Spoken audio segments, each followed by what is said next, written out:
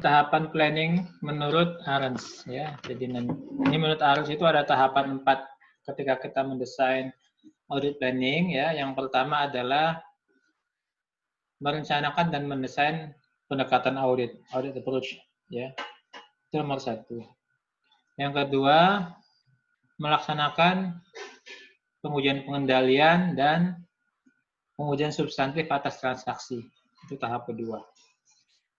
Nah, tahap ketiganya melaksanakan prosedur analitis dan pengujian saldo rinci. Yang keempat, menyelesaikan audit dan menerbitkan laporan. Nah, ini kalau menurut Arens ada 4 tahap. Nah, kalau menurut International Standard on Auditing, ISA, itu ada 3 tahap. Yang pertama adalah risk assessment, ya, penilaian risiko, kemudian ada risk response, kemudian ada reporting. Nah, kalau dikaitkan dengan yang di Arens ini, assessment risk assessment sama dengan fase 1, plan and design and audit approach. Nah, kalau risk response itu menggabungkan fase 2 dan fase 3. Ya, pengujian pengendalian, pengujian substantif atas transaksi dan saldo, dan prosedur analitis. Nah, reporting masuk ke fase yang ke-4 ya. Jadi pada dasarnya antara Arens sama ISA masih sejalan lah, hanya beda di istilah ya. Nah, gambar ini menunjukkan proses audit atau tahapan audit menurut Atlas dan P2PK dan IAP. Atlas itu satu aplikasi yang dikembangkan oleh P2PK, Pusat Pembinaan dan Pengawasan Profesi Keuangan di bawah Kemenkyu, dan IAP yang membagi audit menjadi 4 tahapan. Kalau tadi di Arens ada 4 tahapan audit, di ISA ada 3, dan di Atlas juga ada 4. Nah, ada pra-perikatan, ada risk assessment, ada pengujian dan penyelesaian. Nah, kalau dikaitkan dengan Arens, pra-perikatan sama risk assessment ini masuk fase 1, ya, fase 1 yang merencanakan dan mendesain pendekatan audit. Nah, untuk pengujian ini menggabungkan fase 2 dan fase 3-nya Arens. Sementara untuk penyelesaian sama di fase 4. Nah, kalau di IAP sama P2PK, di sini sudah dirinci nih. Pra-perikatan itu tahapannya apa saja.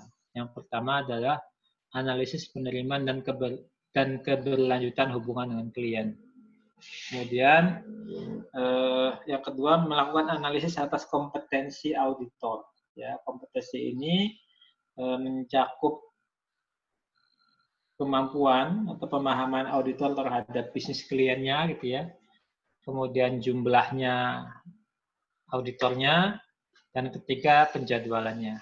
Jadi dianalisis kompetensi dan ketersediaan waktu untuk mengaudit. Nah, setelah itu semua oke, baru KAP mengirimkan surat perikatan. Surat perikatan itu proposal, ya, proposal pada manajemen atas audit, yang nantinya kalau disetujui akan menjadi semacam kontrak antara auditor sama auditi. Nah, setelah itu tim yang terlibat dalam perikatan harus menandatangani pernyataan independensi. Jadi ada surat pernyataan ditandatangani oleh semua tim yang terlibat dalam penugasan. Ketika itu sudah oke semua, terbit surat tugas. Nah, setelah itu baru ada komunikasi antara auditor sama manajemen yang diaudit. Ada komunikasi pra-perikatan. Tidak ada diskusi, ada pemahaman dan sebagainya. Nah, setelah itu semua jadi, ya udah jadi perikatan ya asumsinya, udah ada kontrak antara KAP sama auditi, baru masuk ke tahapan risk assessment. Jadi tahapannya dimulai dari pemahaman entitas dan lingkungannya, gitu ya, perusahaannya apa, bidang usaha dan sebagainya, terus dia berada di lingkungan industri yang mana, kemudian melakukan analytical review, analitika prosedur awal, dan menentukan materialitas. Nah, dalam konteks risiko, di Atlas ini dikembangkan, ya, dibagi ada fraud risk, risiko karena penyimpangan, ya, atau kesengajaan Nah, kemudian ada inherent risk. Inherent risk adalah risiko yang melekat pada entitas. Kemudian ada control risk, ya, risiko pengendalian, ada significant risk. Nah, berdasarkan analisis risiko ini kemudian ditentukanlah risiko kesalahan penyajian material. Apakah tinggi, rendah, sedang, dan sebagainya. Nah, kemudian atas dasar asesmen risiko itu dijadikan dasar dalam menentukan pengujian, ya, menentukan sampling audit, gitu ya. Pengujian pengendalian, pengujian substantif transaksi, prosedur analitis, sama pengujian saldo rinci. Ini persis sama dengan ARENS. Mengenai penyelesaian, tahapannya sama, ya. Melakukan pengujian secara keseluruhan, mengumpulkan bukti, mengevaluasi hasil, menarik kesimpulan untuk menentukan opininya apa, menerbitkan opini, kemudian mengkomunikasikan dengan audit komite dan manajemen. Itu menurut P2PK dan ARENS, ya, ada sedikit beda. Oke. Nah, kita kembali kepada planning. Di standar audit seri 300, ada 300, 315, dan seterusnya. Di sana diatur bahwa auditor bertanggung jawab untuk merencanakan audit atas laporan keuangan. Nah, jadi kalau auditor tidak membuat perencanaan audit, dia sudah melanggar standar audit 300. Ya. Nah, perencanaan suatu audit melibatkan penetapan strategi audit. Jadi komponen perencanaan itu pertama adalah strategi audit, ya, untuk perikatan tersebut dan pengembangan rencana audit. Jadi sebenarnya kalau kita bicara planning audit itu produk utamanya adalah strategi audit, kemudian yang dikembangkan menjadi program audit atau audit program. Nah, kenapa sih penting planning ini sangat penting? Ada 3 alasan utama kenapa pentingnya satu planning.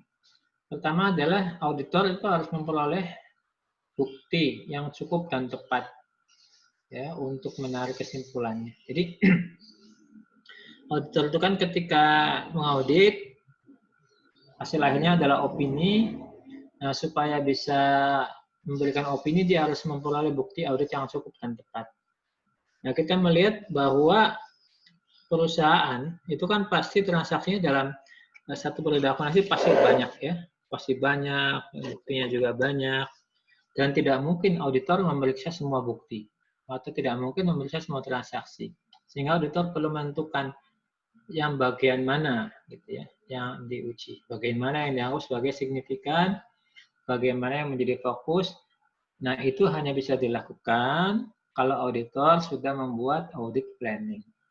Jadi tadi kan audit planning kita assess risiko segala macam, supaya nanti bisa memilih fokus auditnya kemana, sampelnya berapa, dan sebagainya. Itu alasan yang penting yang pertama. Jadi karena auditor tidak bisa menguji secara populasi, kemudian terbatas pada dokumen yang dipilih, nah, untuk supaya bisa milih harus bikin planning. Nah, yang kedua, planning itu penting supaya biaya audit menjadi masuk akal, reasonable gitu.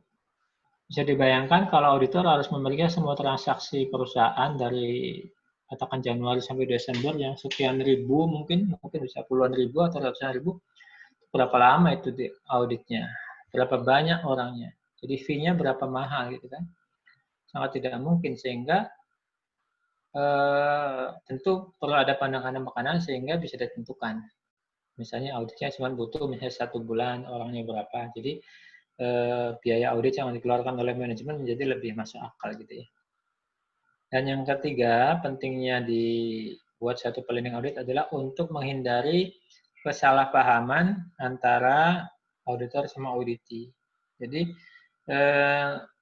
audit planning ini nanti dikomunikasikan kepada manajemen bahwa misalnya kita akan fokus ngaudit pada area yang mana, nanti model samplingnya seperti apa, buktinya berapa, dan sebagainya. Jadi ketika auditor masuk, manajemen sudah tahu nih, sehingga dia bisa memberikan support yang maksimal kepada auditornya. Jadi itu 3 alasan penting dari audit planning. Ya, jadi sangat bermanfaat. Nah, ini ada quote bahwa kalau kita gagal merencanakan, sama dengan kita sedang merencanakan satu kegagalan. Makanya kalau dalam praktek audit, planning ini mempunyai porsi yang sangat signifikan gitu ya. Mencapai 60% dari tahapan audit itu ada di audit planning. Artinya kalau audit planningnya gagal, maka bisa dikatakan auditnya akan gagal. Ketika audit planningnya berhasil, maka akan menunjukkan keberhasilan proses audit selanjutnya. Oke, ini kita bahas tahapan awal dari suatu audit planning. Ya, yang pertama adalah penerimaan klien. Ya.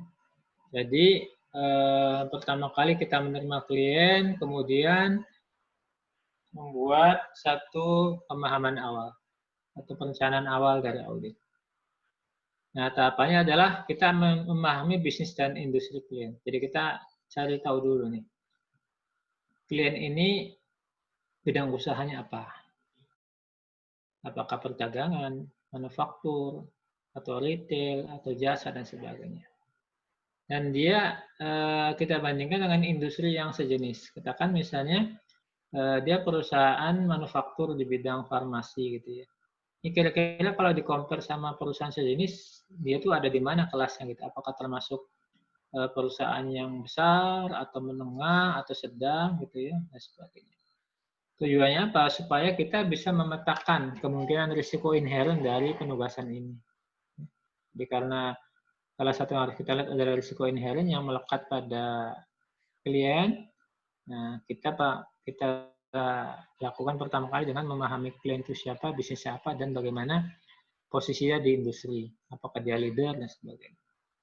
Nah, setelah itu kemudian kita bikin analytical prosedur awal. Jadi kita minta laporan keuangan si klien gitu ya, kita lakukan analytical prosedur, analytical review, kita banding-bandingin dan sebagainya.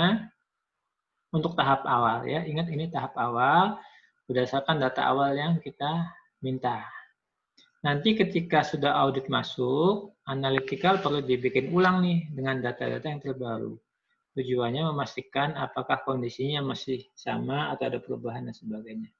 Jadi ini masih tahap awal. Nah, setelah itu baru menentukan materialitas ya. Jadi kita udah menerima klien, kemudian udah memahami klien, bisa menentukan risiko gitu, kira-kira risikonya seperti apa. Kemudian dari analytical prosedur kita tahu bahwa apakah risiko yang kita identifikasi ini tergambar dengan jelas di angka-angka laporan keuangan atau tidak. Nah, baru kita menentukan materialitas. Materialitas ada materialitas awal, ada performance materiality. Ini ada dua materialitas.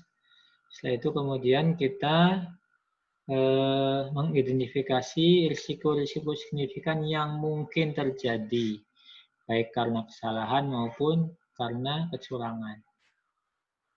Ya, jadi selain kita mengakses risiko yang tadi melekat ya, berarti kita melihat mungkin nggak sih ada kesalahan karena kecurangan misalnya atau karena kesalahan biasa. Namun demikian perlu dipahami bahwa audit laporan keuangan tujuannya bukan untuk mencari kesalahan ya atau apalah gitu ya. Kita mengidentifikasi kemungkinan kesalahan dalam rangka kita merencanakan ini risiko auditnya ada di mana. Ya, itu tahapannya. Setelah itu baru kita mengakses risk. Bentar.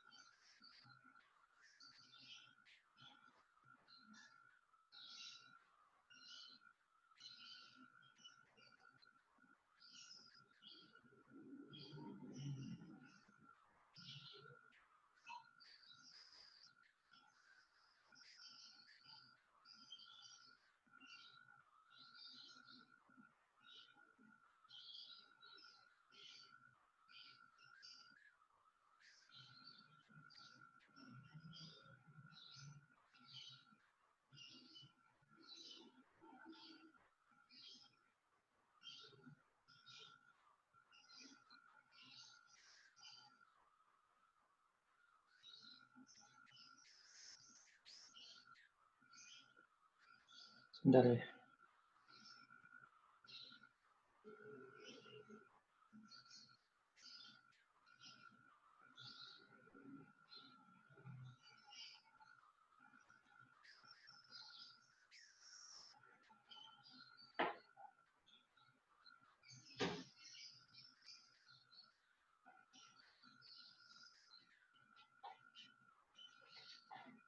Oke, kita mengakses inherent risk. Inherent risk ya, inherent risk itu adalah risiko yang melekat di entitas ya. Jadi kalau kita bicara inherent risk ada dua ya. Ada level entitas seperti tadi yang dibilang siapa tadi? Gabriel. Siapa ya? Iya, Contohnya Pak. kalau kita ngaudit bank, maka secara entitas bank itu risikonya tinggi gitu. Risiko melekat di bank itu tinggi dibandingkan kalau kita ngaudit perusahaan dagang. Jadi ada risiko melekat pada level entitasnya. Nah, selain risiko entitas, kita juga harus mengakses risiko pada level asersi. Jadi level laporan keuangannya. Dari sekian risiko yang ada di perusahaan, misalnya bank itu risikonya tinggi secara entitas, tapi tidak semua komponen laporan keuangannya risikonya tinggi. Ya. Mungkin yang risikonya tinggi pinjaman. Gitu ya. Kalau aset tetap mungkin risikonya tidak tinggi. Jadi seperti itu. Kita akses inherent risk-nya baik pada level entitas maupun level asersinya, ya kelompok akun dan sebagainya. Nah, setelah kita paham risiko, kemudian kita lihat ini perusahaan pengendalian internalnya kayak apa, ya. Apakah ada pengendalian yang baik atau tidak, ya. Kemudian kita cek nih, apakah dengan adanya pengendalian itu sudah berjalan efektif apa tidak. Kemudian ketika pengendalian tidak efektif, kira-kira risikonya apa? Nah, itulah yang disebut dengan control risk atau risiko pengendalian. Jadi meskipun ada inherent risk tinggi, tapi kalau misalnya pengendaliannya efektif, maka bisa jadi risiko pengendaliannya rendah gitu.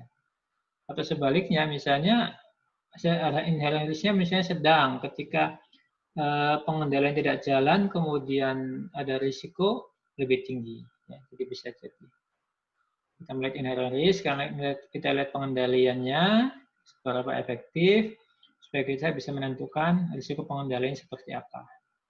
Nah, setelah itu barulah kita memfinalkan dokumen audit planning. Ya.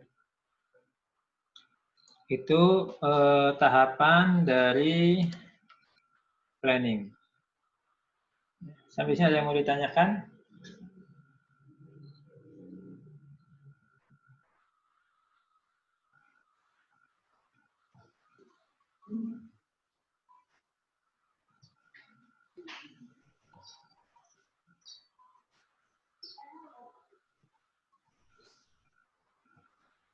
Izin bertanya, Pak. Ya, silakan. Audit planning itu dilaksanakannya berapa lama ya, Pak? Ada batasan waktunya nggak? Tidak ada ketentuan mengenai berapa lama audit planning dilakukan. Tapi biasanya auditor membuat audit planning tergantung dari besar kecilnya klien dan seberapa besar kecil klien, kemudian apakah klien itu klien baru atau klien berulang. Kalau misalnya klien baru biasanya lebih lama. Kenapa? Karena kita harus memahami dulu klien tersebut, kita harus banyak tanya-tanya dulu, cari informasi dari klien supaya bisa membuat planning. Nah, kalau misalnya kliennya berulang, kan kita sudah tahu nih, sudah tahu seperti apa, sehingga prosesnya lebih cepat. Kemudian rata-rata untuk audit planning ini biasanya kalau di kantor saya untuk perusahaan yang sedang itu 3 hari. Ya, kita 3 hari bikin audit planning. Kalau perusahaannya yang berulang ya, karena kan bikin audit planning itu banyak dokumennya. Ada mungkin lebih dari 10 lembar lah. Nah, itu seperti itu. Kalau misalnya klien baru dan besar mungkin bisa 5 hari. Baik, terima kasih, Pak. Izin bertanya, Pak. Ya.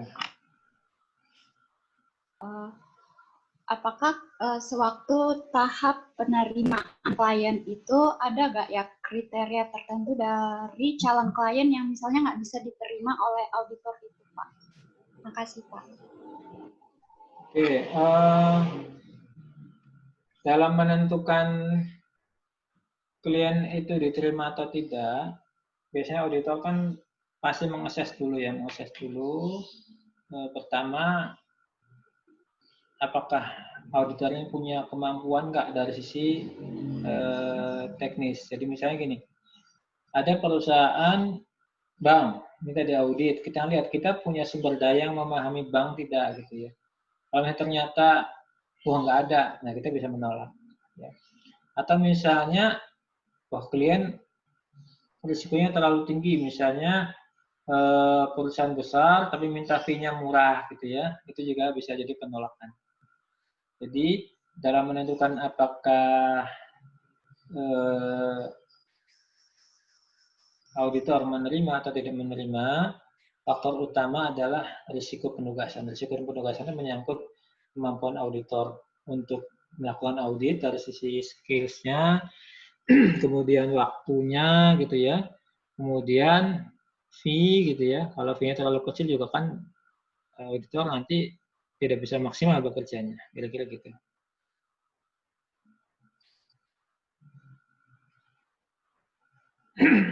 Ingin bertanya, Ya. untuk apa namanya materialitas itu, untuk menentukan materialitas itu ada rasionya gitu nggak Pak? Kayak kapan dianggap suatu hal itu material gitu Pak? Oke, materialitas itu sebenarnya satu angka ya, angka yang ditentukan oleh auditor mengenai batas kesalahan yang bisa diterima. Jadi patokan. Nah, dalam menentukan berapa besarnya materiality, auditor punya formula tertentu. Tiap auditor bisa beda ya. Nanti di belakang kita bahas. Tapi ada judgement dan ada perhitungan berapa besar materialitas ini. Gitu.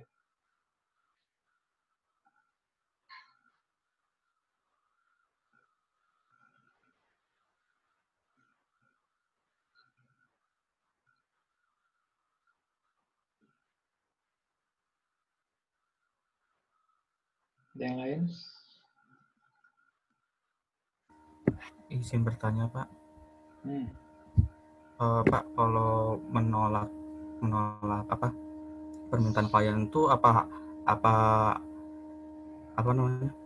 Apa kalau misalkan kita udah bikin audit plan, kita udah identifikasi semua risiko-risiko dan ternyata kita kayak nggak mampu gitu, kita bisa menolak, membatalkan perikatan atau tetap harus lanjut Pak?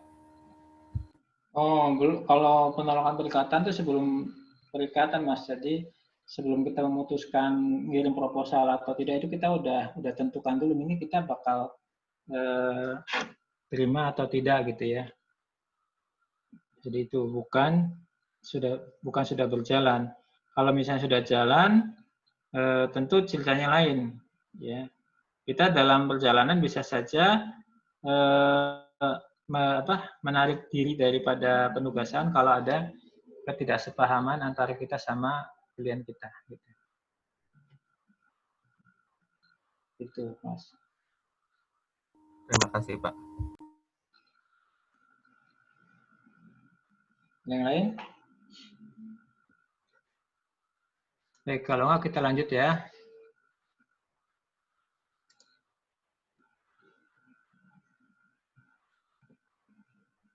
Nah, ini prosedur penerimaan dan pemberlanjutan klien. Ya, jadi, kalau kliennya itu klien baru, ya tahun lalu bukan sama kita, namanya penerimaan. Kalau kliennya tahun lalu sama kita, namanya pemberlanjutan atau klien berulang. Nah, apa sih yang dipertimbangkan ketika kita melakukan penerimaan atau pemberlanjutan penugasan? Yang pertama adalah informasi umumnya. Ya. Jadi kita harus paham dulu nih perusahaan ini siapa, bentuknya apa, bidang usahanya apa, kepemilikan kliennya, siapa yang punya, kemudian dia pakai standar apa, dan sebagainya. Itu satu. Yang kedua, kita harus cek juga integritas manajemennya. Ini perusahaan ini manajemen seperti apa ya? Apakah tipikal yang taat aturan atau misalnya suka melanggar aturan pajak dan sebagainya. Apakah manajemennya suka meng-override kebijakan dan sebagainya. Itu kita lihat. Dan biasanya auditor punya tools, ya, punya alat untuk memperoleh informasi mengenai ini. Dan yang ketiga yang penting juga adalah siapa sih pengguna laporan dan tujuannya apa. Jadi pengguna laporan keuangan sama tujuan penggunaan sangat berpengaruh atau sangat penting dipertimbangkan karena itu bisa berpengaruh terhadap risiko dari penugasan. Jadi kalau misalnya laporan keuangan itu yang pakai adalah pemegang saham saja, ya, tentu risikonya akan rendah karena dalam kondisi seperti itu cenderung manajemen bikin laporannya jujur gitu ya. Tetapi kalau misalnya laporan keuangan itu diperiksa atau dipakai buat ke bank, ya, mengajukan pinjaman dan sebagainya, maka ada risiko laporannya dibikin bagus. Maksudnya seperti itu ya. Jadi pengguna laporan keuangan ini kaitan dengan risiko salah saja yang ada dalam laporan keuangan. Nah kemudian yang berikutnya adalah isu pelaporan sebelumnya. Jadi kita lihat ada isu apa sih tahun lalu, ada koreksi audit apa dan sebagainya. Ya, kita bisa mengukur ini perusahaan ini seperti apa sih gitu ya, apakah rapi atau tidak pembukuannya dan sebagainya. Dan penting juga dilihat tahun lalunya audited apa tidak. Kalau perusahaan tahun lalunya tidak diaudit akan beda dengan yang diaudit. Dan kalau diaudit kita tanya kenapa auditornya ganti. Apakah memang sudah waktunya, misalnya perusahaan punya kebijakan tiap 3 tahun ganti, apakah ada masalah atau apa. Nah ini juga menjadi penting buat auditor pengganti supaya bisa memberikan yang terbaik kepada klien-kliennya. Dan yang berikutnya dilihat adalah apakah kita independen atau tidak. Jadi perlu dilihat bahwa antara auditor sama ini audit ini independen, tidak ada hubungan bisnis, tidak ada hubungan keluarga dan sebagainya. Itu aspek-aspek yang harus dipertimbangkan ketika kita memutuskan menerima atau tidak. Nah, apabila di antara sekian aspek ini ada yang memang tidak bisa kita penuhi, maka kita bisa menolaknya. Seperti tadi ya, kita melihat, wah kayak integrasi manajemennya nggak bisa diandalkan nih, sehingga ada risiko laporan keuangannya banyak ngomong salah saja atau sebagainya, kita bisa menolak. Dan ini ada di tahap awal, ya kita belum ada kontrak apa-apa, masih penjajakan lah, masih tahap awal gitu, sehingga tidak ada masalah. Nah, ini kaitan dengan klien baru, klien yang berulang. Kalau klien baru, tentu kita harus punya pemahaman atas klien awal. Karena kita belum tahu sebelumnya. Nah, kalau misalnya sebelumnya sudah diaudit, maka auditor pengganti harus mengkomunikasikan kepada auditor. Kirim surat ke auditor terdahulu. Kirim surat, kemudian nanti ada konsen dari klien juga menyetujui. Jadi ini diharuskan oleh standar bahwa ketika satu kap itu mengganti dari kap sebelumnya, maka dia wajib mengirim surat kepada auditor sebelumnya, dan auditor sebelumnya harus menjawab surat itu. Namanya surat komunikasi auditor. Nah, kalau misalnya kliennya berulang, maka yang dilakukan auditor adalah pemutakhiran pemahaman atas klien. Bagaimana kondisinya sekarang, apakah lebih baik atau lebih tidak baik, isu-isu dan sebagainya. Itu penerimaan klien. Kemudian yang berikutnya adalah memperoleh pemahaman terhadap klien. Ya, jadi ini ketika kita mengirimkan engagement letter, mengirimkan proposal, itu tujuannya sebenarnya supaya antara auditor sama klien ada saling kesepahaman. Ada kesepahaman tentang pekerjaan. Jadi makanya engagement letter ini harus menjelaskan dengan jelas tujuannya apa, gitu ya, tanggung jawab audit, tujuan auditnya apa, tanggung jawab auditornya seperti apa, tanggung jawab manajemennya apa, kemudian jadwalnya, fee dan sebagainya. Jadi harus dijelaskan supaya manajemen tahu, dan tentunya harus disetujui ya, misalnya menyangkut jadwal, menyangkut fee dan sebagainya. Dan hal yang penting juga harus disebutkan dalam engagement letter bahwa auditor tidak memberikan jaminan ya bahwa auditnya ini bisa menemukan tindakan-tindakan kecurangan dan sebagainya. Kenapa? Karena audit laporan keuangan tujuannya bukan mencari kesalahan atau kecurangan, ya, audit laporan keuangan. Adapun kalau misalnya ternyata selama proses audit menemukan indikasi kesalahan karena adanya kecurangan, nanti auditor akan melaporkan itu kepada manajemen. Ya, ini engagement letter, surat perikatan atau disebut dengan kontrak, entah proposal dan sebagainya. Nah, setelah ngirim proposal, kemudian membuat strategi audit awal. Dalam menentukan strategi audit awal ini, beberapa hal perlu dipertimbangkan. Yang pertama adalah tadi bisnis perusahaan ini apa sih, gitu ya?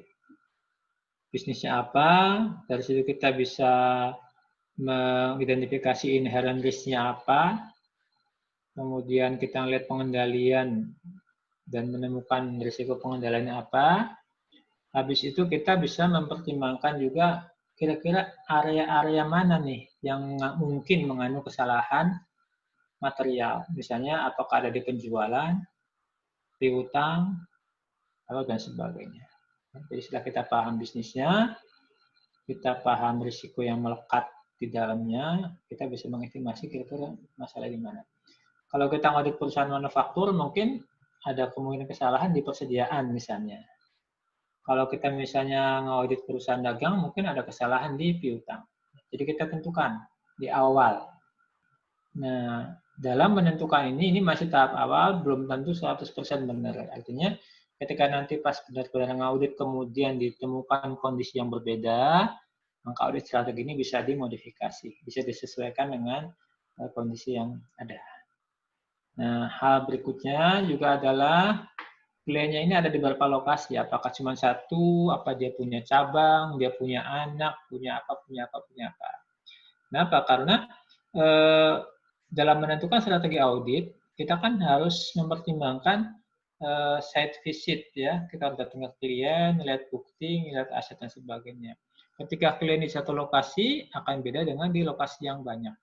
Ketika lokasi kliennya banyak, misalnya punya cabang 10, nah kita harus melihat apakah kita akan datang ke 10 cabang itu atau cukup 5 atau cukup 4 dan sebagainya. Nah, itu dia ditentukan dalam strategi audit awal, ya. Nah, yang berikutnya harus pertimbangan adalah pengendalian internal masa lalu. Jadi kita lihat ini tahun lalu gimana nih pengendaliannya, bagus apa tidak dan sebagainya. Ini bisa dilihat dari laporan audit atau komunikasi dengan auditor sebelumnya, atau kemudian pemahaman kita atas klien tersebut. Nah, dengan dasar itu kita bisa menentukan nih, kalau gitu untuk penugasan ini kita butuh berapa orang, ya, kualifikasinya apa, berapa lama, jadwalnya dan sebagainya. Itu proses penerimaan klien dan audit strategi. Silakan kalau ada mau didiskusikan.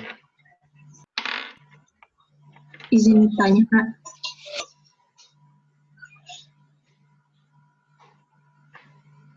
Ada yang mau bertanya? Izin bertanya, Pak.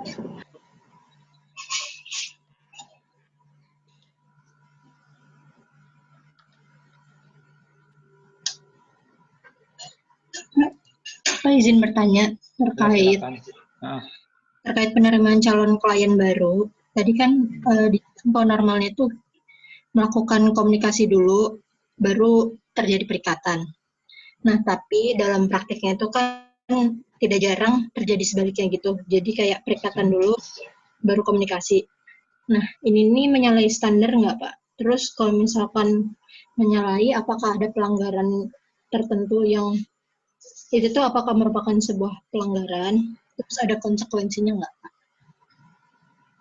Ya, intinya sih gini, sebelum kita melakukan perikatan, tentu kita harus kenal dulu dengan siapa kita akan berkontrak atau bekerja sama gitu. Nah, kalau misalnya auditor cukup pede membuat perikatan tapi nggak pakai tanya-tanya dulu, ya tentu ini secara standar sih mungkin nggak akan ketahuan, ya.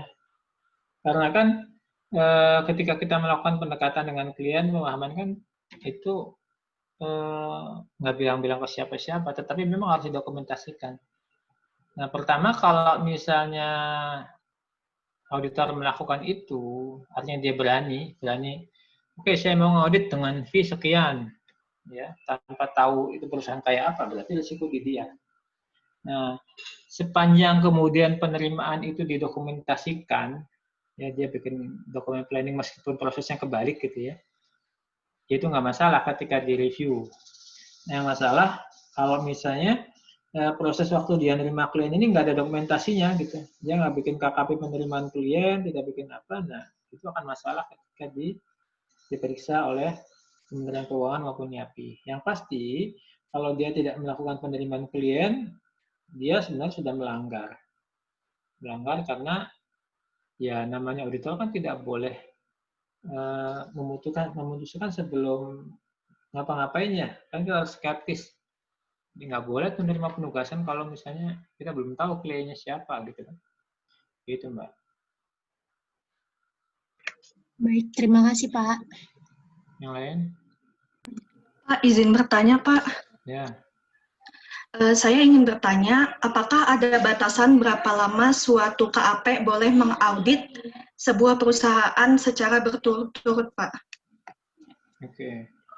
Ada di peraturan pemerintah nomor 20 tahun 2015 ya, kalau misalnya perusahaan-perusahaan biasa ya, bukan yang terbuka, bukan BUMN, itu bisa selamanya ya, jadi nggak ada batasan. Nah, untuk perusahaan-perusahaan yang listed BUMN juga kantor akuntannya tidak ada batasan, tetapi auditornya ya yang menandatangani laporan ada batasan. Nanti bisa dibaca di peraturan pemerintah nomor 20 tahun 2015 di pasal 11 kalau nggak salah ya. Nanti silakan dibaca di sana. Baik, terima kasih Pak. Oke. Yang lain? Izin bertanya Pak. Ya, Dwi, Indah. Tadi di salah satu aspek yang harus dipertimbangkan itu kan apakah tahun sebelumnya perusahaan itu diaudit atau tidak. Nah, pertanyaan saya, kenapa hal tersebut menjadi salah satu aspek yang dipertimbangkan? Apakah misalnya suatu perusahaan itu jika belum pernah diaudit, nanti peluang untuk diterima itu kecil atau besar gitu, Pak? Terima kasih, Pak. Nah, kenapa kita perlu memastikan tahun lalu diaudit atau tidak? Ini dalam rangka kita nanti merancang ini prosedurnya apa. Jadi gini, kalau misalnya tahun lalu sudah diaudit, tentu kan angka-angka saldo awalnya sudah audited ya, sudah anggaplah kapalnya sudah benar gitu ya, sudah benar, sudah diaudit, sudah dikoreksi, sehingga kita tidak perlu melakukan pengujian terlalu rinci di saldo awal. Di auditor itu meskipun tahun lalu sudah diaudit atau apa, tetap harus menguji saldo awal. Tujuannya memastikan saldo awalnya itu sudah nyambung nggak antara saldo audited sama di itu kalau audited tahun sebelumnya. Nah, kalau misalnya tahun sebelumnya tidak diaudit, tentu kita kan nggak tahu nih ini saldo awalnya benar apa tidak, ya kan? Kan misalnya aset tetapnya kan itu bawaan dari dulu ya, dari tahun-tahun sebelumnya. Nah, sehingga kalau misalnya kita dapati klien kita ini sebelumnya nggak diaudit, maka kita juga harus menguji saldo awal. Nah, itu dampaknya ke jumlah waktu yang harus kita lakukan, kita gunakan buat ngaudit perusahaan itu. Waktunya lebih panjang, tentu fee-nya juga jadi lebih mahal. Kenapa itu penting? Karena ini kan menyangkut risiko. Kita mengaudit laporan keuangan tahun sekarang itu kan dampak dari transaksi tahun-tahun sebelumnya. Sehingga kalau kita nggak ngaudit tahun-tahun sebelumnya, kalau misalnya tahun sebelumnya ada salah, kesalahannya ke bawah dan kita nggak tahu. Nah itu, makanya kita perlu melihat tahun lalunya. Itu, Dwi. Baik, Pak. Terima kasih. Yang lain? Pak, izin bertanya. Ya, Weni. Kan tadi dijelaskan Bapak tadi tidak ada batasan berapa kali mengaudit klien yang berulang atau klien yang lama. Terus apakah dengan tidak ada batasan audit tersebut tidak berdampak akan adanya kerjasama Pak antara auditor dengan klien lama sehingga bisa adanya kecurangan atau bias gitu Pak? Betul ya. Jadi memang sangat mungkin terjadi bahwa dengan kita melakukan penugasan sudah lama, sudah semakin dekat antara auditor sama auditee gitu ya. Itu memang risiko yang dihadapi. Makanya biasanya tiap kantor punya kebijakan. Kayak di kantor saya ini, penugasan yang sudah bertahun-tahun itu tiap 3 tahun saya ganti timnya, ganti partnernya. Jadi kita tetap ada rotasi supaya kedekatan dengan klien ini masih berada pada kedekatan yang wajar.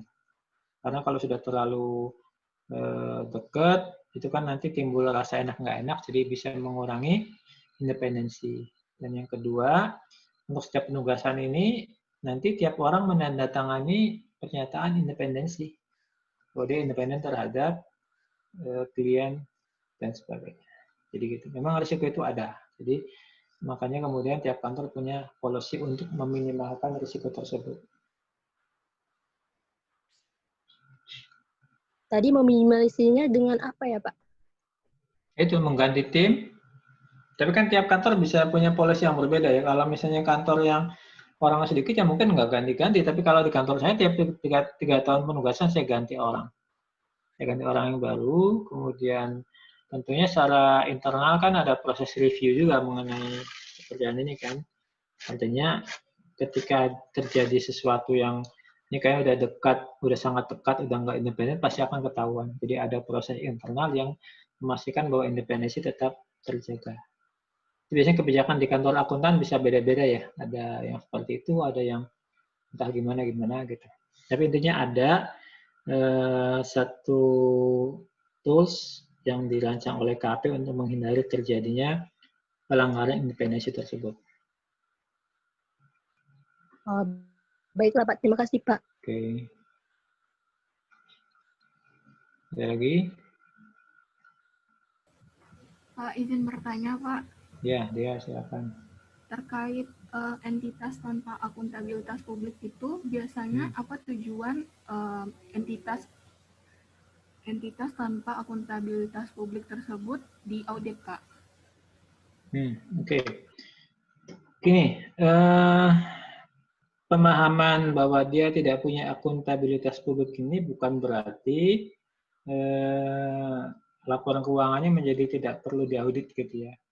Nah, biasanya perusahaan-perusahaan ini adalah perusahaan yang skalanya kecil atau misalnya dia tidak punya pinjaman, tidak ada pengerahan dana masyarakat dan sebagainya. Tetapi untuk sarana pertanggungjawaban direksi kepada pemegang saham, sebagaimana diatur di Undang-Undang PT, maka laporan keuangan perusahaan itu perlu diaudit. Jadi dalam rangka pertanggungjawaban direksi ke pemegang saham. Nah, adapun pengertian entitas tanpa akuntabilitas publik ini lebih kepada dia menggunakan standar akuntansinya seperti apa. Jadi standar akuntansi itu kan ada standar akuntansi yang IFRS ya, buat perusahaan-perusahaan pada umumnya. Ada standar akuntansi namanya SAK-ETAP, standar akuntansi keuangan tanpa akuntabilitas publik. Jadi nanti dia pakai standarnya itu. Itu lebih sederhana karena kan biasanya perusahaan yang menggunakan SAK-ETAP ini kriterianya ada. Pasti perusahaannya kecil, risikonya rendah. Jadi nggak semua perusahaan bisa pakai SAK-ETAP ya, ada kriterianya seperti itu.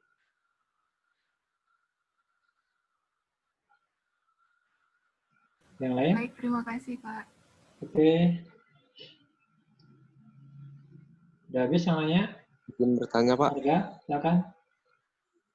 Untuk masa perikatan itu Pak, apakah emang harus per tahun laporan keuangan atau bisa mungkin lebih Pak, berdasarkan tergantung dari kesepakatan antara klien dan auditor?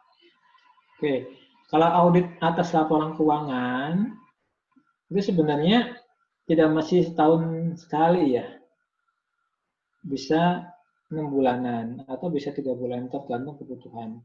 Tapi kalau disyaratkan di undang-undang PT, paling tidak perusahaan itu harus diaudit ketika bikin laporan keuangan tahunan. Ya, tahunan setahun sekali. Tapi kalau misalnya ada perusahaan yang mungkin dia butuh tiap tahun diaudit, ya nggak masalah. Dia nanti meng-hire auditor tiap 6 bulan. Jadi semester audit, akhir tahun audit, jadi setahun 2 kali. Sesuai kebutuhan dari perusahaan. Tentunya kan kalau kita menunjuk auditor pasti biayanya juga ya ada tambahan biaya ya, daripada sekali atau 2 kali.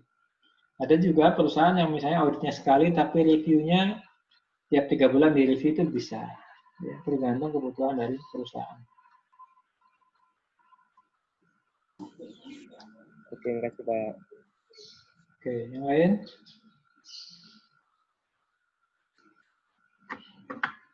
Oke, kalau nggak ada saya lanjut dulu ya. Sekarang kita lanjut ke pemahaman bisnis klien dan industri. Ya, jadi supaya kita bisa bikin perencanaan yang matang, yang baik, yang efektif dalam melakukan audit, kita harus paham apa sih bidang usaha klien dan bagaimana di industrinya. Ya, ibaratnya kita mau merencanakan satu perjalanan, masuk ke dalam satu hutan, berarti kita harus paham dulu nih, hutannya hutan apa gitu ya, ada apa saja di sana. Apakah ada binatang buas atau tidak, gitu. Binatang buasnya di mana dan sebagainya, supaya kita bisa bikin rencana perjalanan yang aman, efektif. Gitu ya.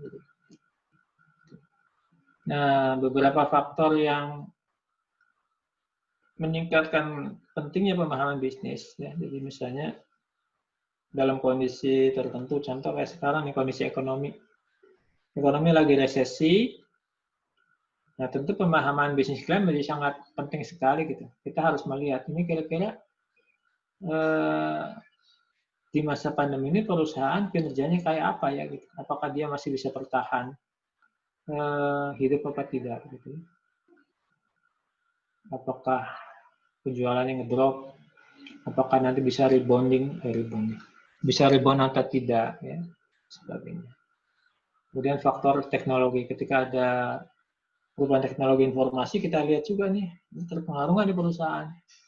Kalau misalnya ketika teknologi sudah masuk era digital, perusahaan-perusahaan konvensional kira-kira masih bisa bertahan nggak dengan yang lain-lainnya.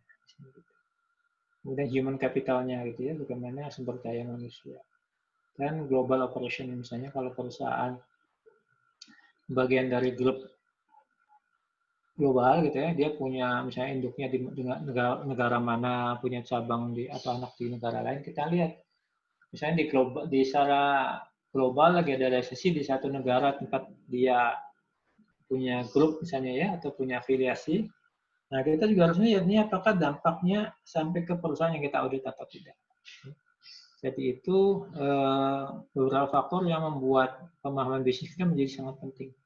Ataupun kalau misalnya kondisinya baik-baik saja gitu ya, kita sudah biasa audit itu, tentu pemahaman menjadi penting, tapi ya tidak sepenting itu karena ketika kondisi normal kan hampir sama dengan tahun-tahun sebelumnya.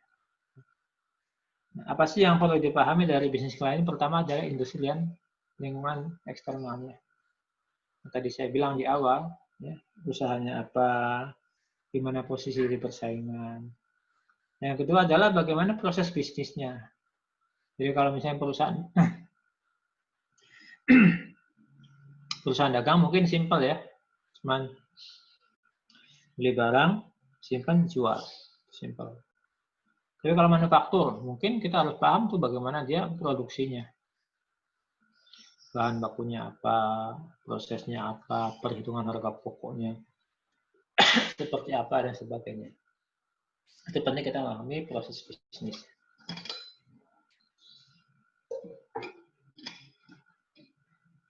Yang ketiga yang harus kita tahu juga adalah manajemennya seperti apa. Manajemennya, direksinya, organisasi dan sebagainya. Kemudian bagaimana tata kelolanya di sana, governance-nya.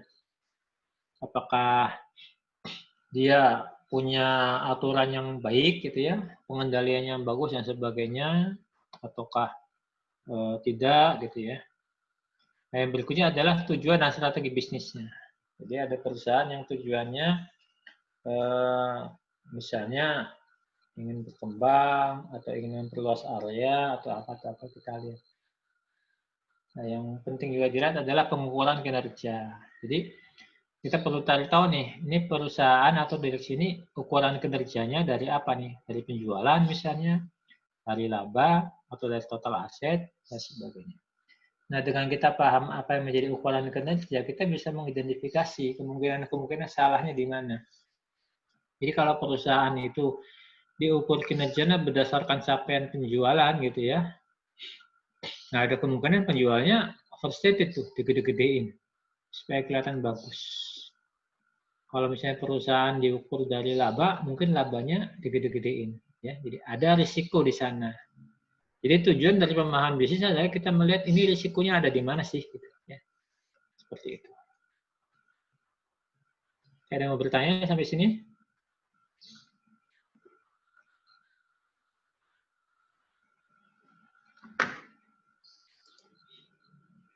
Nggak ada yang mau bertanya? Oke, saya lanjut ya.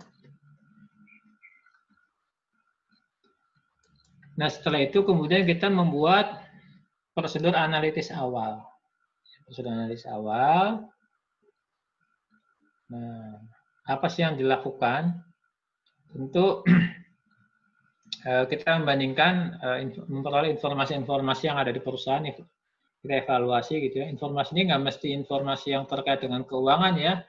Terkait laporan keuangan juga bisa harus kita evaluasi, kira-kira dampaknya seperti apa. Kemudian setelah kita paham itu, kita bisa mempertimbangkan kira-kira mau seperti apa strategi auditnya, atau tingkat risiko audit dan sebagainya. Nah, yang paling lazim dilakukan adalah kita melakukan analytical review. Jadi kita lakukan perbandingan laporan keuangan antar periode sekarang dengan sebelumnya, gitu ya. Antara akun sama akun yang mendasari, contoh misalnya antara biaya dengan pendapatan, aset dengan total aset dan sebagainya. Dan juga kita harus mereview rasio-rasio keuangan yang ada di perusahaan. Jadi kita lihat sekarang rasionya kayak apa, sebelumnya seperti apa, dan sebagainya. Supaya kita bisa melihat, ini perusahaan sekarang kondisinya kayak apa gitu ya, dibandingkan dengan tahun sebelumnya. Apakah ada sesuatu yang tidak normal dan sebagainya. Kita pause dulu ya, di tempat saya lagi ada adzan zuhur ya, nanti setelah itu kita mulai lagi. Nah, jadi kita pertama kali melakukan analytical prosedur. Nah, selama audit, analytical prosedurnya kita lakukan minimal 3 kali. Jadi, waktu tahap planning ini, kita bikin analytical, kemudian ketika nanti pas pelaksanaan audit, kita juga mengidentifikasi adanya perubahan yang signifikan.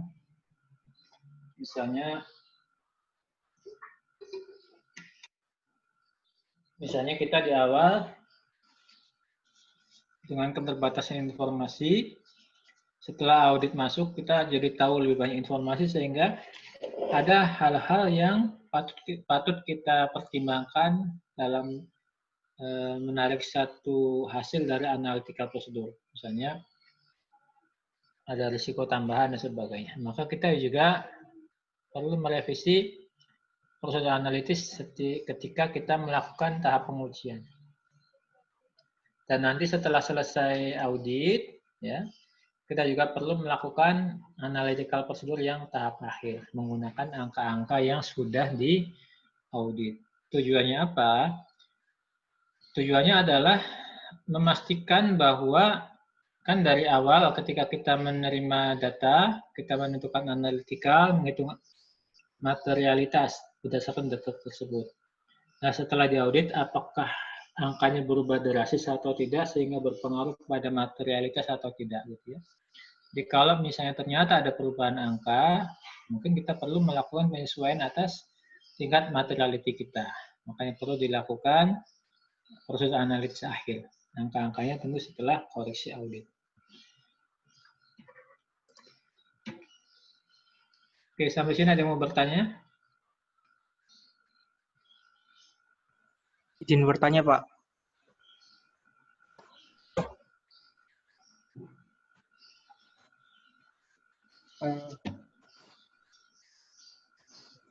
Itu Pak, izin bertanya terkait silakan.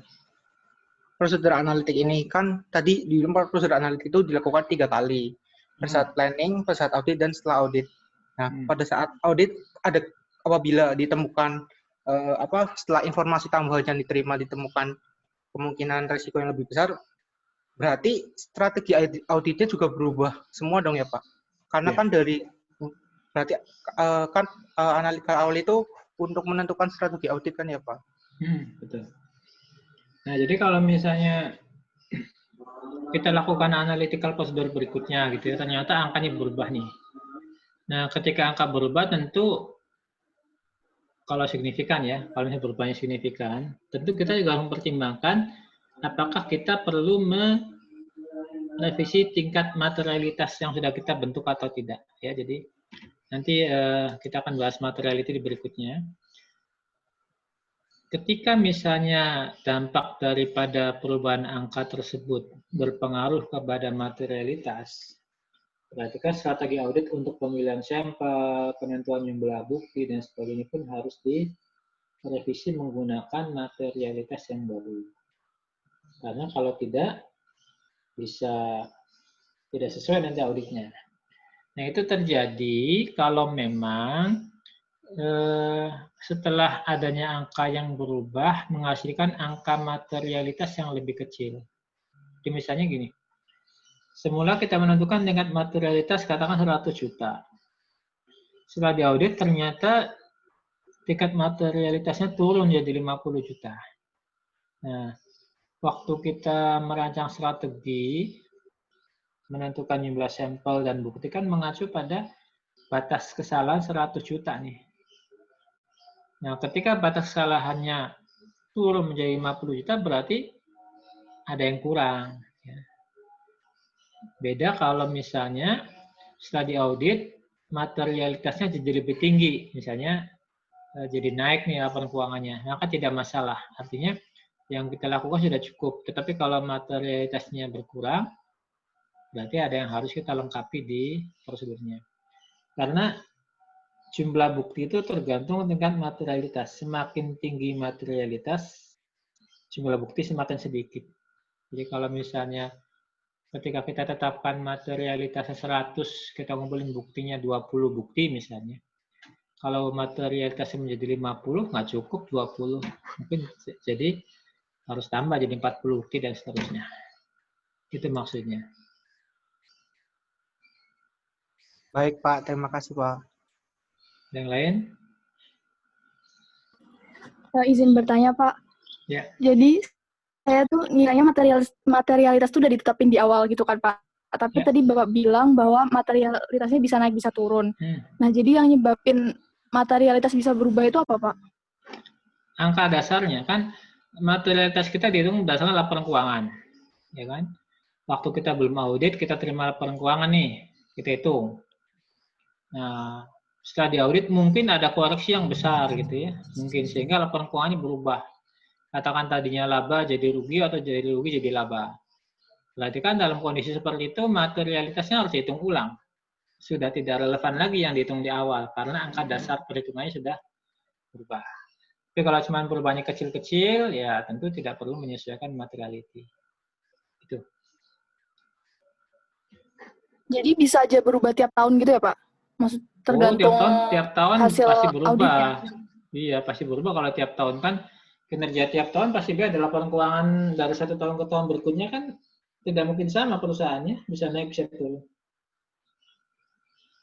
Oke, baik Pak. Makasih Pak. Oke, yang lain silakan.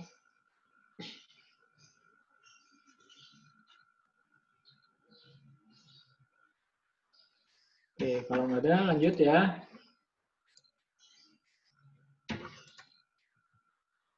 Sekarang kita ke materialitas ya, ini dia.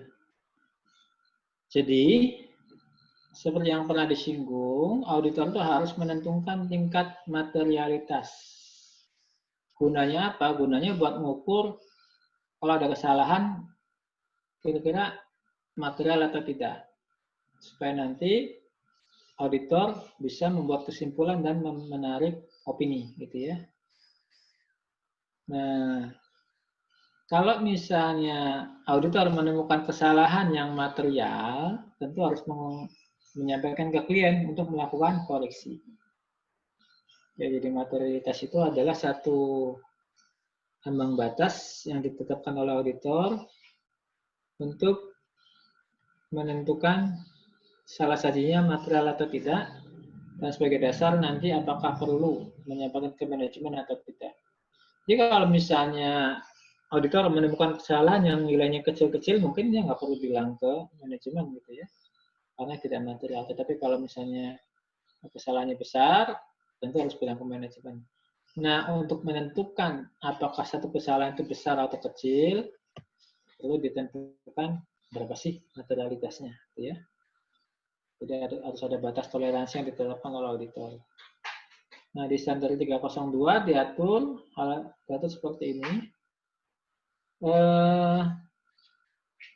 Kesalahan penyajian termasuk penghilangan dianggap material apabila kesalahan tersebut secara individual atau agregat atau secara keseluruhannya dapat mempengaruhi keputusan ekonomi yang diambil. Maksudnya gini, misalnya orang membaca satu laporan keuangan, gitu ya. Katakan sebutlah nilai asetnya 10 miliar, misalnya.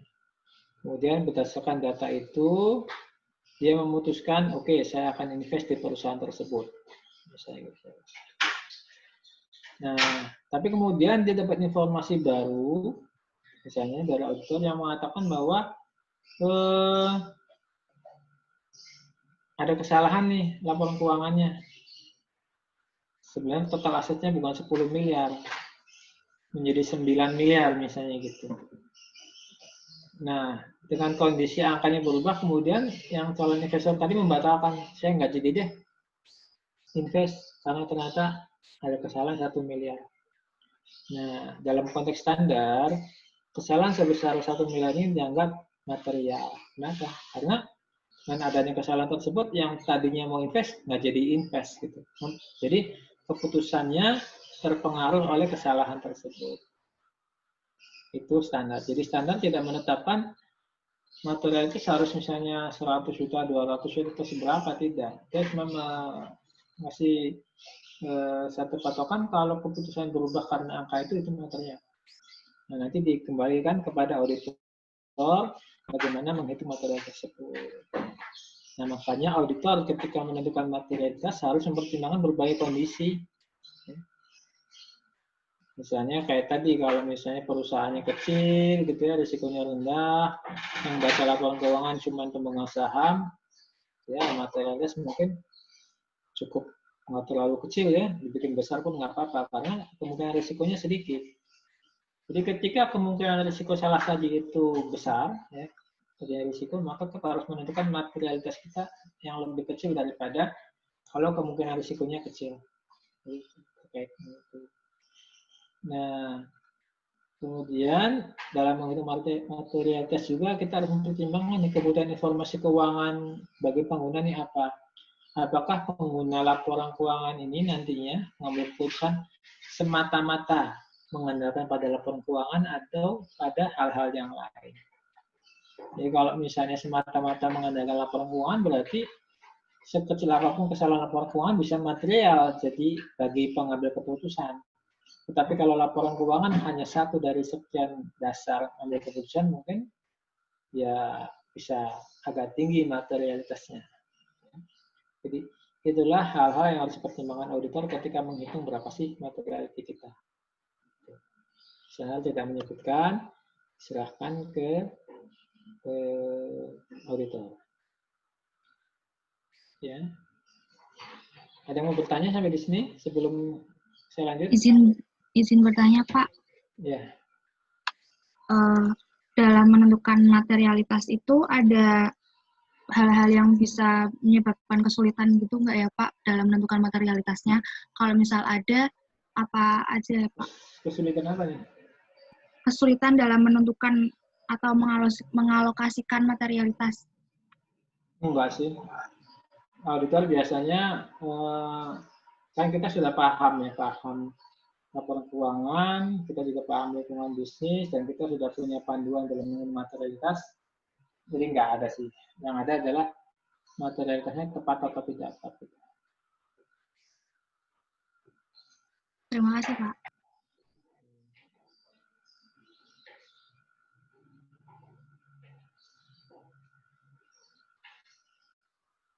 Yang lain?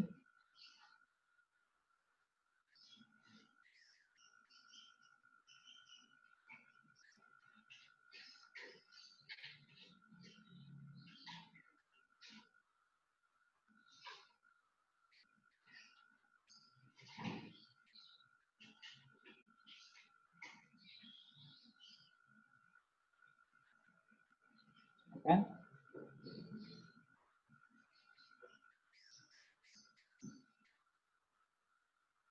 Ada lagi?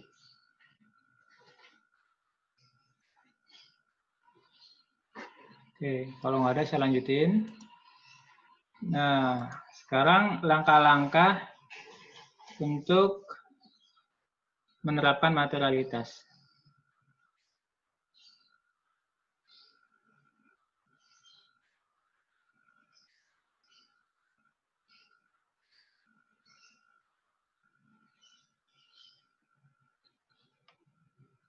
Oke. Yang pertama adalah auditor harus menetapkan materialitas untuk laporan keuangan secara keseluruhan. Nah, biasanya disebut dengan materialitas awal. Kemudian, setelah kita punya materialitas awal, baru kita tentukan performance materiality. Jadi biasanya gini, kalau kantor akuntan tuh punya panduan tuh, punya pedoman bagaimana menghitung materialitas awal. Umumnya ada yang dari sekian persen dari penjualan, ada yang sekian persen dari laba sebelum pajak, ada yang sekian persen dari aset, total aset, dan sebagainya. Itu tergantung, pertama, tiap KAP punya kebijakan. Kebijakannya bisa beda-beda ya. Dan dalam menentukan apakah dari penjualan, dari aset, dari laba, itu juga ada pertimbangannya. Jadi kalau kantor saya, ada variasi persen tertentu dari penjualan, ada yang dari laba sebelum pajak, ada yang dari total aset, dan ada yang dari total ekuitas, tergantung kondisi perusahaannya. Jadi kalau perusahaannya bagus gitu ya, kondisinya bagus, biasanya kita ambil dari penjualan. Sekian persen dari penjualan. Kalau perusahaannya misalnya rugi terus, kita ambil dari aset dan sebagainya. Nah, itu namanya materialitas awal. Materialitas awal ini nanti akan dipakai oleh auditor dalam memutuskan apakah setelah audit selesai ini kesalahan salah sajinya material atau tidak, apakah berpengaruh pada opini atau tidak. Tuh. Kemudian setelah kita punya materialitas awal, kita tentukan performance materiality-nya. Jadi performance ini nilainya lebih rendah daripada MA. Nah, tujuannya nanti buat menentukan tes ya, dengan tes. Tiap kantor punya persepsi yang berbeda. Ada yang 75% dari MA, ada yang 80, ada yang 60, dan sebagainya. Jadi kembali kepada kebijakan dari kantor masing-masing. Nah, manfaat MA sama PM ini adalah dalam menentukan waktu tahap perencanaan, kita menghitung luas pengujiannya berapa sih, berapa jumlah sampelnya, berapa jumlah bukti, dan sebagainya. Pokoknya adalah dari materialitas ini. Nah, kemudian setelah itu nanti materialitas performanya dibagi per masing-masing akun. Nah, kemudian digabungkan tuh, misalnya mulai dari kas sampai beban lain-lain, total materialitasnya berapa, salah sajinya. Kemudian combine tersebut digabungkan dengan preliminary. Jadi pada prinsipnya setelah ada materialitas awal dan materialitas saldo akun, itu kemudian dibagi-bagi menjadi, di mana ya? Ada di sini. Dibagi-bagi ke dalam kelompok akun atau akun. Di sini disebut dengan tolerable error. Ya, jadi materialitas itu ambang batas yang ditetapkan auditor sebagai dasar menarik kesimpulan, itu MA ya. Kemudian ditetapkan performance materiality-nya untuk menentukan luas pengujian tadi. Nah, nanti performance material itu dibagi-bagi per akun. Misalnya kas sekian persen, kemudian piutang sekian persen, dan seterusnya. Nah, dalam menentukan berapa persen TE untuk masing-masing kelompok akun ini, auditor mempertimbangkan risiko dari masing-masing akun. Semakin tinggi risiko yang melekat pada akun, maka TE-nya semakin rendah. Ya. Jadi kalau misalnya kita bandingkan antara risiko aset tetap sama risiko piutang, tentu piutang lebih tinggi risikonya bagi satu perusahaan. Kenapa? Karena transaksi piutang kan banyak ya dari penjualan. Kalau aset tetap kan transaksinya sedikit gitu ya. Maka materialitas buat piutang, ya TE buat piutang itu akan lebih kecil nilainya dibandingkan dengan aset tetap. Tujuannya apa? Tujuannya kalau misalnya ada kesalahan di piutang itu bisa ketangkep gitu ya. Kan kalau kesalahan di atas materialitas sama auditor bisa diabaikan, maksudnya bisa tidak harus dikoreksi gitu ya. Tetapi kalau misalnya kesalahan yang di bawah di atas materialitas tentu harus dikoreksi. Nah, kalau misalnya materialitasnya terlalu tinggi, ada kemungkinan ada kesalahan-kesalahan yang tidak terdeteksi oleh auditor. Itulah makanya dalam membagi materialitas ke TE dipertimbangkan faktor risiko dari masing-masing akun atau kelompok akun tersebut. Ya. Nah, ini dalam menentukan judgment materiality, jadi auditor harus menetapkan dulu nih di awal penugasan. Berapa sih maksimum yang salah saji yang bisa diterima. Dan dalam menentukan pertimbangan, harus ingat bahwa materialitas itu sesuatu yang relatif, ya, bukan angka absolut. Jadi kita nggak bisa mengatakan materialitas kita adalah sekian ratus juta, nggak bisa. Tapi sekian persen dari, nah itu relatif. Kenapa? Karena kan tiap unsur laporan keuangan itu risikonya beda, ya. Ada risiko inherent pada level asersi, sehingga kalau dikatakan absolut bisa jadi nggak kena gitu ya. Tapi dengan relatif itu akan jauh lebih representatif. Nah, pertimbangan berikutnya adalah dikaitkan dengan kebutuhan evaluasinya tadi. Buat apa nih? Apakah buat menghitung salah saji pada level akun atau pada laporan keuangan secara keseluruhan?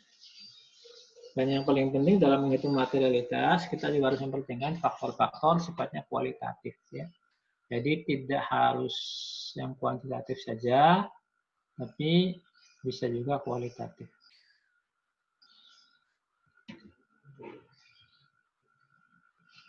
Ini yang tadi kita bahas. Oke, ada yang mau bertanya sampai di sini? Izin bertanya, Pak. Ya, silakan. Terkait batasan salah saji, Pak. Nah, batasan salah saji itu bisa dilihat melalui rasio keuangan atau rasio industri gitu, apa gimana, Pak? Batas salah saji? Ya, yang terrible error. Batasan salah saji yang dapat diterima. Oke. Dalam menentukan TE, ini pertimbangan utamanya adalah asesmen terhadap risiko yang melekat pada akun atau kelompok akun. Jadi acuan kita bukan rasio ya, bukan rasio. Jadi maksudnya gini, ketika kita mau membagi tingkat TE, misalnya ada kas, bank, piutang, persediaan, dan seterusnya, kita ngeliat nih, pada perusahaan yang kita audit ini, level risikonya apa? Biasanya kita tentukan ada level risiko rendah, sedang, dan tinggi biasanya. Tentu dalam menentukan tinggi, rendah, sedang ini, ada pertimbangannya. Jadi misalnya kas itu misalnya level risikonya tinggi misalnya ya, level risikonya tinggi. Tetapi kalau kita lihat biasanya saldo kas itu kecil. Sehingga kalaupun misalnya saldo kas ini salah, ya paling salahnya kecil misalnya begitu. Nah, kita tentukan kalau gitu untuk kas materialitasnya misalnya 25% dari performance misalnya. Oh, piutang tinggi misalnya karena ini perusahaannya menjualnya semuanya pakai penjualan kredit gitu. Berarti ada risiko, mungkin piutang materialitinya 15%, lebih kecil daripada kas. Jadi lebih kepada asesmen kita atas risiko yang melekat pada akun atau kelompok akun yang akan dibagi. Nah, tujuannya TE ini nanti ketika kita ngaudit, misalnya kita ngaudit piutang, dan ternyata waktu ngaudit ada salah nih, ada salah yang harus kita koreksi. Jadi kita ngusulkan koreksi. Nah, kalau misalnya katakan kita punya TE piutang 100, kemudian kesalahan yang kita usulkan koreksi misalnya 70 lebih rendah daripada TE. Nah, kalau misalnya kesalahan 70 ini klien tidak setuju, maka nggak masalah buat kita. Kenapa? Karena salah saji piutang itu masih di bawah TE, di bawah salah saji yang bisa diterima. Tetapi kalau misalnya koreksi yang kita ajukan adalah 110 dan klien tidak setuju, berarti piutangnya mengandung salah saji material. Kenapa? Karena salahnya di atas tingkat TE. Jadi seperti itu pemahamannya.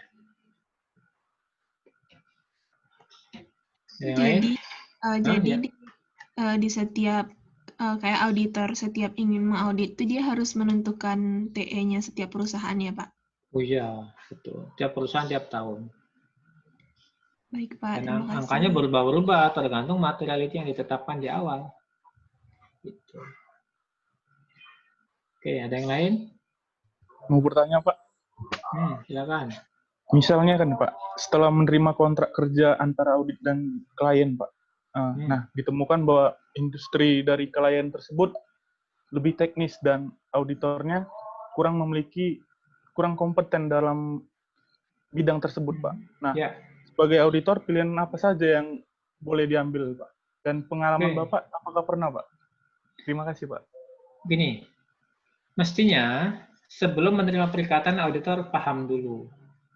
Ada hal spesifik apa yang harus dipenuhi untuk audit satu perusahaan. Contoh misalnya pengalaman saya ngaudit BPJS Ketenagakerjaan.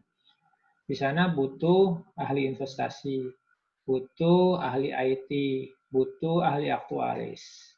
Ya. Nah, apabila auditor membutuhkan keahlian tertentu sementara dia tidak punya orangnya, ya. Misalnya di kantor saya tidak ada aktuaris nih, maka auditor harus meng-hire aktuaris sebagai pakar auditor. Jadi kalau misalnya ada hal khusus yang auditor tidak ngerti, maka auditor boleh menggunakan pihak spesialis membantu auditor dalam melakukan pengujian. Makanya sangat penting bagi auditor ketika mau menerima calon klien harus tahu dulu ini perusahaannya spesifik apa tidak.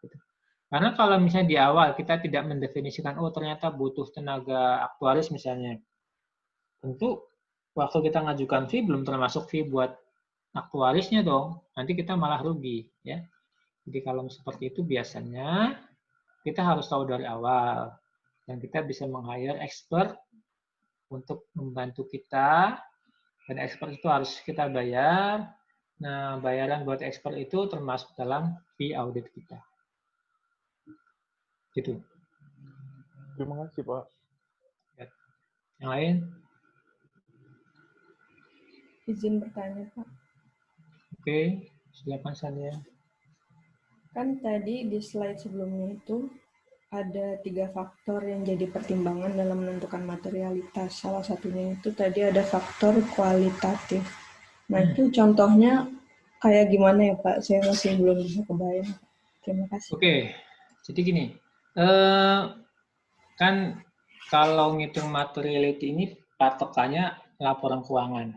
Ya, jadi sekian persen dari penjualan, sekian persen dari apa.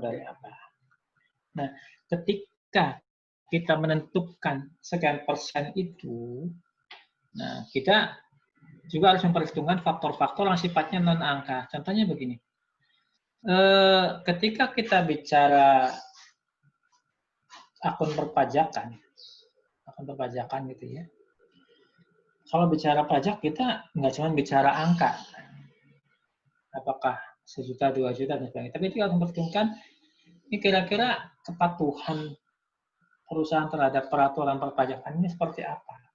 Karena meskipun katakan angkanya kecil, ya, tapi kalau dia melanggar aturan pajak, tetap aja dia akan kena sanksi dari pemerintah, dari Dirjen Pajak gitu ya.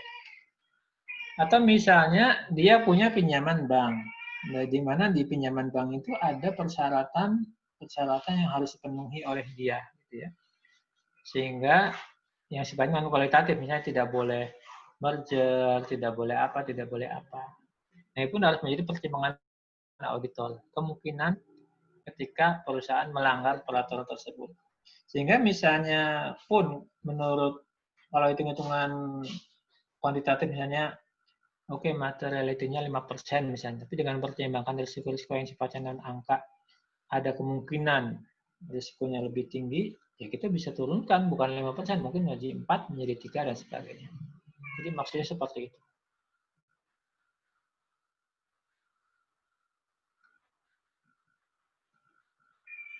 Ada yang lain?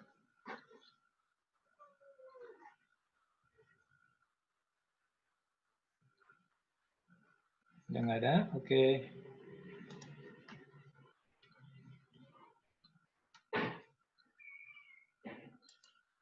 Nah,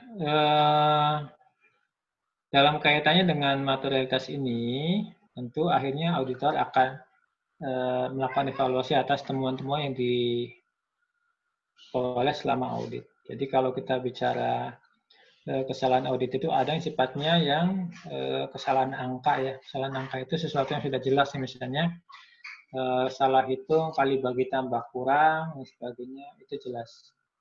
Artinya antara auditor sama manajemen ini sudah sama-sama tahu, bisa melihat, oh ya salahnya di perhitungan penyusutan misalnya. Nah, itu namanya yang terkait dengan kesalahan angka. Jadi auditor bisa ngitung nih, salahnya segini. Itu udah pasti lah. Gitu ya. Nah, ada juga dua jenis salah saji. Yang pertama karena beda judgment. Ya, jadi misalnya manajemen membuat penyisian piutang. Korban piutang tentu menggunakan judgment management, pertimbangan manajemen, estimasi manajemen, ketemulah satu angka, misalnya 100 juta misalnya.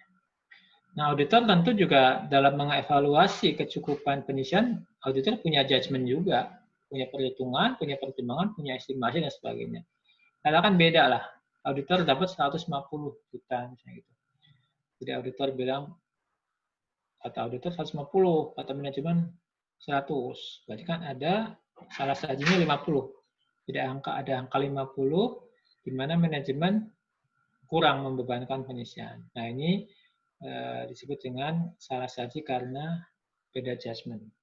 Nah, dalam konteks seperti ini, makanya auditor harus mempertimbangkan apakah angka 50 ini harus tetap dikoreksi kalau tidak mengaruh ke opini, atau misalnya apa-apa nggak dikoreksi. Nah, dasarnya adalah tentu kita melihat ini materialitas kita berapa sih gitu ya. Katakan TE-nya piutang berapa? Oh, TE-nya 40. Oh, berarti 50 material dong. Gitu. TE-nya 70. Oh, berarti 50 tidak material.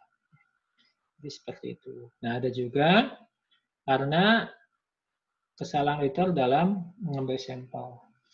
Misalnya, auditor melakukan pengujian, ngambil 100 sampel misalnya gitu.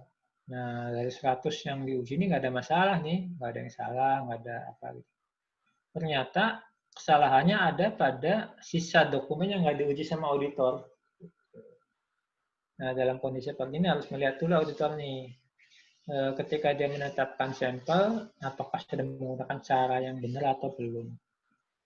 Biasanya sampel yang baik itu atau yang benar atau yang bisa dipertanggungjawabkan adalah kalau kita memilih atau menghitung jumlah sampel menggunakan metode statistikal. Jadi nggak asal main judgment, tapi ada pedomannya. Gitu ya. Itu jenis-jenis penggunaan dari materialitas dalam kaitan dengan temuan audit. Itu materi slide terakhir untuk sesi ini. Silakan kalau ada yang mau bertanya lagi.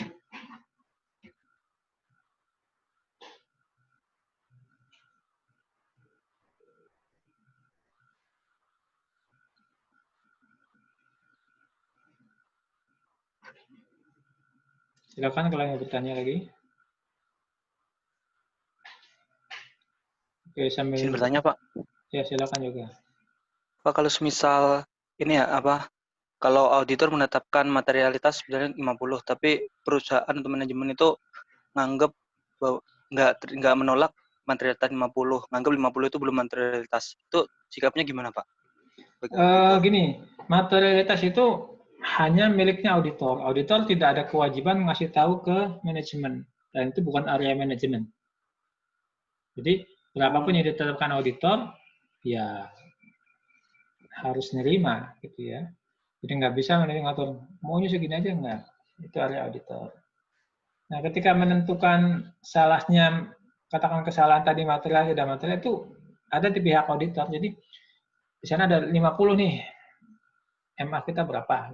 Jadi itu nggak diomong-omongin ke klien. Apa gitu.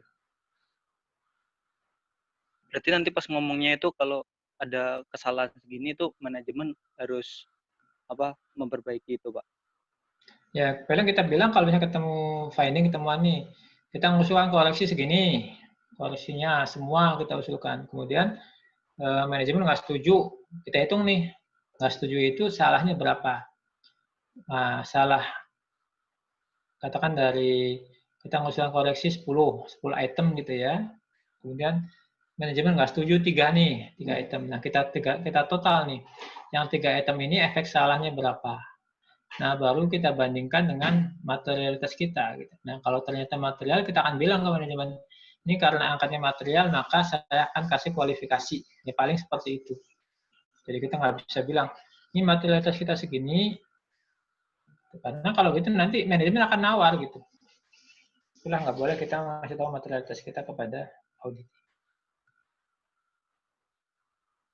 Baik, Pak. Terima kasih, Pak. Ya. Oke, nanti saya akan kasih tugas untuk hari Selasa depan ya. Nanti saya akan kirim di grup. Nah, kemudian itu tugas ada 3 problem ya di chapter 6, 8, dan 9. Nanti silakan si penanggung jawab mengatur pembagian tugasnya. Tapi sebaiknya setiap orang mengerjakan 3 problem tersebut. Ya, meskipun mungkin katakan si A kebagian problem 6 chapter 6. Ya, kerjakanlah chapter 8 dan 9. Tapi yang dikumpulkan nanti chapter 6-nya saja. Supaya apa? Supaya paham dan pernah mengerjakan. Ya. Terus Rabu depan kita adakan kuis yang kedua. Materinya adalah materi hari ini sama materi Rabu depan. Tujuannya supaya nanti teman-teman punya pemahaman yang memadai lah untuk materi 2, 3, dan 4 ini. Karena mulai materi kelima kita sudah akan masuk praktek mengaudit siklus. Ya. Itu ada yang mau bertanya lagi?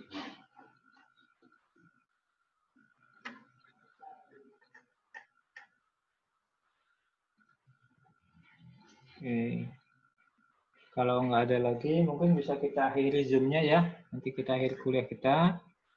Sampai ketemu Rabu depan. Nanti saya akan share link-nya di chat room ya.